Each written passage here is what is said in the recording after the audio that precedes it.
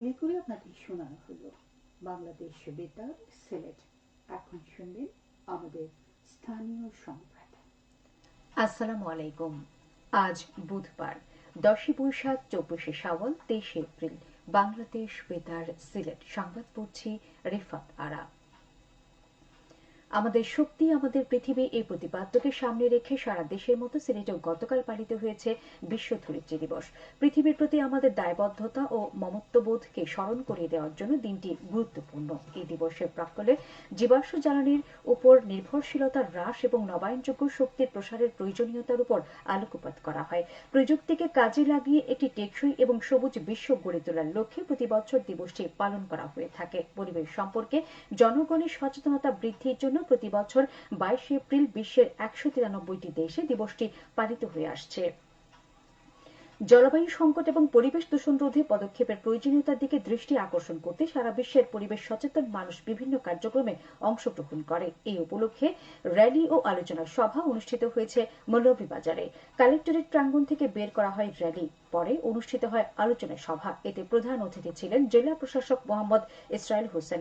সভায় প্রশাসন ও পরিবেশ অধিদপ্তরের ঊর্ধ্বতন কর্মকর্তা, বিভিন্ন এনজিও এবং পরিবেশবাদী সংগঠনের কর্মী, শিক্ষক, শিক্ষার্থী সহ গণ্যমান্য ব্যক্তিবর্গ উপস্থিত ছিলেন।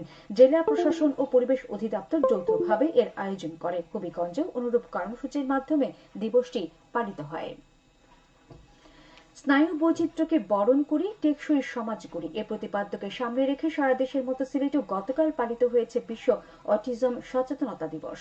এই উপলক্ষে জেলা প্রশাসন, জেলা সমাজসেবা কার্যালয়ের প্রতিবন্ধী সেবা ও সাহায্য কেন্দ্র এবং জেলার অটিজম বৈশিষ্ট্য সম্পন্ন ব্যক্তিদের সঙ্গে সম্পৃক্ত স্বেচ্ছাসেবী সমাজ কল্যাণ সংস্থাসমূহের আয়োজনে অনুষ্ঠিত হয় আলোচনা সভা। কালেক্টরেটে অনুষ্ঠিত সভায় প্রধান অতিথি ছিলেন স্থানীয় সরকারের উপপরিচালক সুবর্ণা সরকার। এই উপলক্ষে আলোচনা সভা অনুষ্ঠিত হয়েছে গতকাল হবিগঞ্জে। জেলা কালেক্টরেটে অনুষ্ঠিত সভায় প্রধান অতিথি ছিলেন অতিরিক্ত জেলা প্রশাসক অমিত চক্রবর্তী।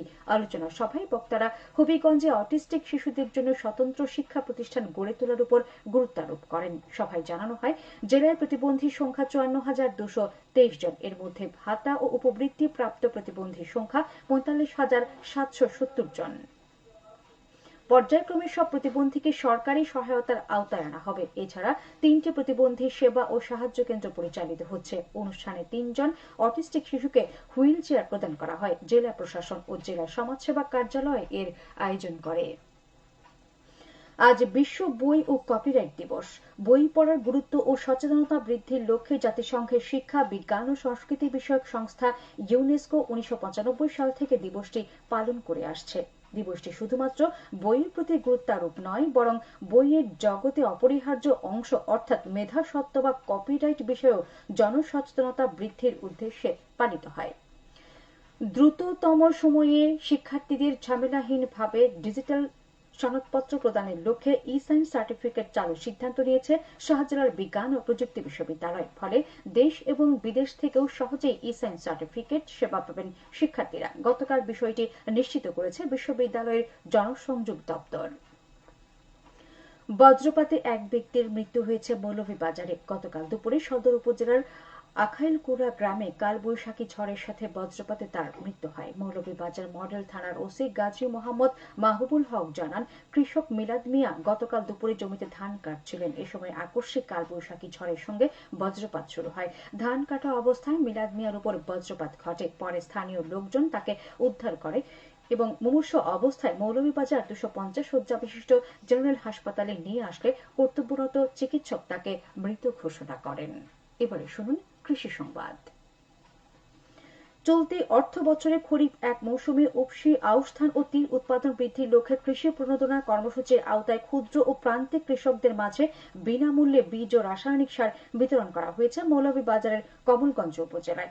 গতকাল উপজেলা পরিষদ প্রাঙ্গণে উপজেলার 9টি ইউনিয়ন ও একটি পৌরসভার 5,400 জনকে উপসি ধানের বীজ এবং 60 জনের মধ্যে তিল বীজ বিতরণ করা হয়। এ সময় 1 বিঘা আউশ চাষাবাদের জন্য একজন কৃষককে 5 কেজি বীজ, 10 KG DAP, 10 KG KG MOP এবং তিল চাষাবাদের জন্য 1 কেজি বীজ, 10 কেজি ডিএপি এবং 5 কেজি এমওপি সার প্রদান করা হয়। এতে প্রশাসন ও কৃষি সম্প্রসারণ অধিদপ্তরের ঊর্ধ্বতন কর্মকর্তা, জনপ্রতিনিধি সহ গণ্যমান্য ব্যক্তিবর্গ উপস্থিত ছিলেন। উপজেলা প্রশাসন ও কৃষি সম্প্রসারণ অধিদপ্তর যৌথভাবে এই উদ্যোগ নেয়। খেলার খবর ক্রিকেট। সিলেট টেস্টের তৃতীয় দিন শেষে জিম্বাবুয়ের বিপক্ষে 112 রানের লিড পেয়েছে স্বাগতিক বাংলাদেশ। সকালে বৃষ্টি, বিকেলে আলোক স্বল্পতা সব মিলিয়ে গতকাল খেলা হয়েছে 43 ওভার। সিলেট আন্তর্জাতিক ক্রিকেট স্টেডিয়ামে দিন শেষে বাংলাদেশের সংগ্রহ 4 উইকেটে 194 রান। 82 রানে পিছিয়ে থেকে তৃতীয় দিন শুরু করে টাইগাররা। শান্ত 107 বলে 60 ও জাকের আলী অনিক 60 বলে 21 রানে অপরাজিত আছেন। আজ খেলার চতুর্থ দিন। সবশেষে আবহাওয়া।